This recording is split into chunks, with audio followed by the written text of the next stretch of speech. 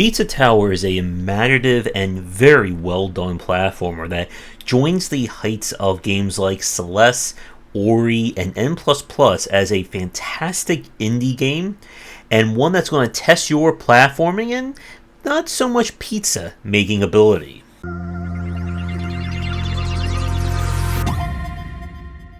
Pizza Tower stars Peppino Spaghetti, pizza chef of a failing pizzeria. When the evil pizza face threatens to destroy his restaurant, his only recourse is to climb the titular Pizza Tower that's conveniently located next door. How this will solve his crippling debt, we don't know, but I guess we'll cross that bridge when we get to it. But this is a very fast-paced and movement-focused platformer. It is very based off of the Wario Land games. As most Italian chefs, Peppino Spaghetti has all the usual powers. He's immortal, he can run at Mach speed, he can jump infinitely up in the air and run up walls.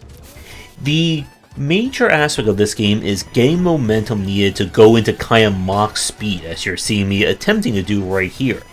Once you run fast enough, you're able to knock away enemies without taking damage, break through walls and structures, and just keep on going.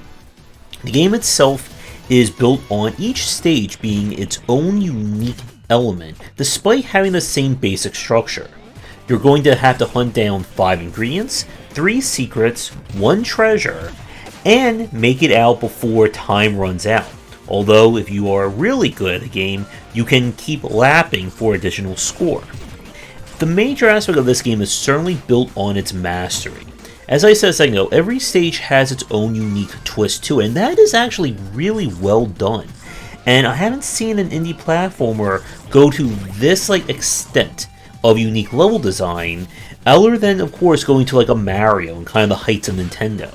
And as I said a second ago, the major aspect of this game is built on mastery. You'll be able to keep your combo going, provided you hit enemies or collect items.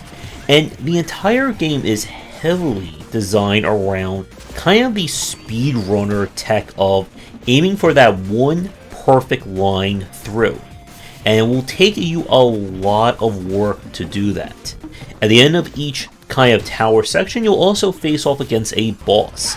And the bosses are just as imaginative and strange as the rest of this game.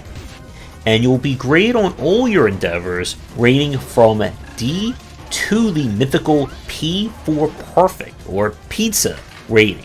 And trust me, it is going to take a lot of work for you to see this cutscene.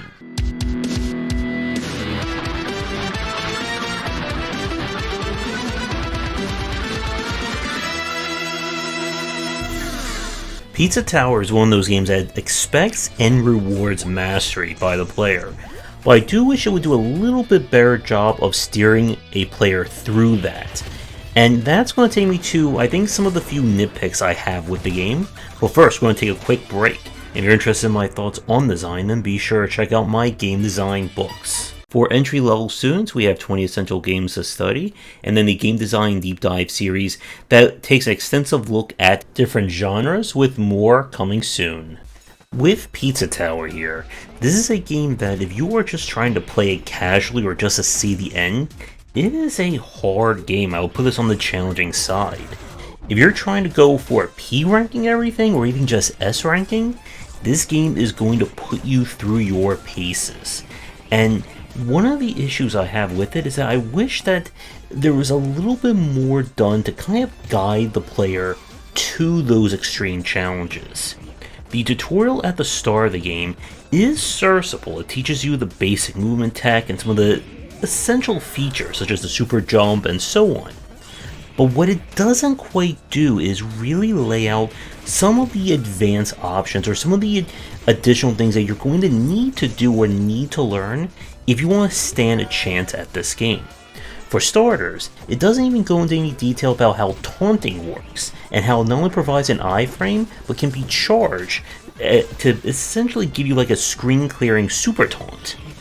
Now, the game saves these as kind of advanced messages that can show up in the various hub areas, but That is something that is very easily missed, and a new player is definitely not going to assume that they're going to be located over there.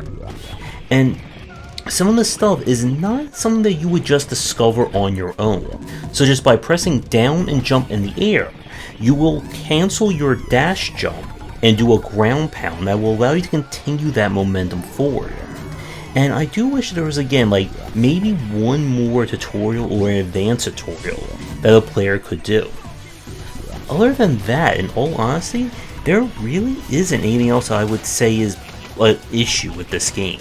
This is one of those titles that truly knows what kind of game it wants to be, and more specifically, what is the audience for it. If you like your platformers to be very movement focused and definitely rewarding mastery, as a lot of the stuff in this game is built around it, I highly recommend Pizza Tower. It is a fantastic game. But if you're looking for one that is easier to learn, or one that's probably not as stressful as it's pizza time, this one may be a little bit too advanced in that respect. But I do hope that we see more from Peppino Spaghetti in the future, because while he may not be the hero we need, he is certainly the hero I think we all deserve at this point. So with that said, we're going to wrap up this review of Pizza Tower. Thank you so much for watching. If you're new, be sure to do the liking, bell ringing, subscribing, and all that. Check out our Discord and Patreon link down below.